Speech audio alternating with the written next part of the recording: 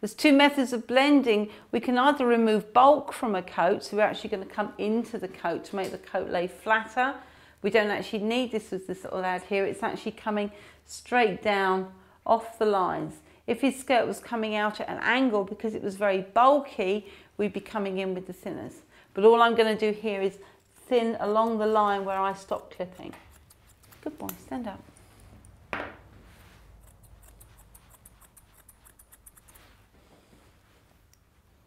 So it's a nicely graduated line. I'm just going to use my blenders on the back here, just to blend the line in.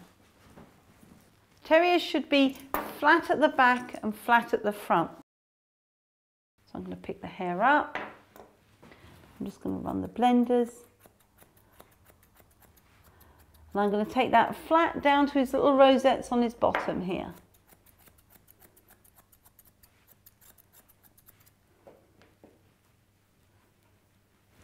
I'm going to pick the hair up and just view it from the side and just blend it down. If I was coming into the coat to remove bulk, that would be termed as thinning the coat. As what I'm trying to do is to just blend the line in to make it a more natural transition. This is what we term blending. So there's two techniques that we can use with these scissors. We can either thin with them or we can blend with them. These are quite a fine blender, and these will give a more finer finish, a more natural finish. If I was using a wider scissor, that would give a more rugged look. And generally with a terrier, you would possibly use a wider one to give a more rugged look, but this is a clipped body and this is a clipped pet trim, so we haven't got the texture of coat there. It's quite a soft coat. If it was a much harsher coat, then I'd use a wider scissor to give a more rugged and natural look. So I'm just uncovering my shoulder here, just making sure that we've got a lovely shoulder looking at us. We said earlier that he should have a bit of attitude, so we want to make sure that we emphasise this shoulder. So you can see where I've got a few little lines along here, and again you can just run your scissors just along here just to pick up any little bits that you're not happy with. Picking up the hair on the shoulders, because we want to really emphasise these shoulders.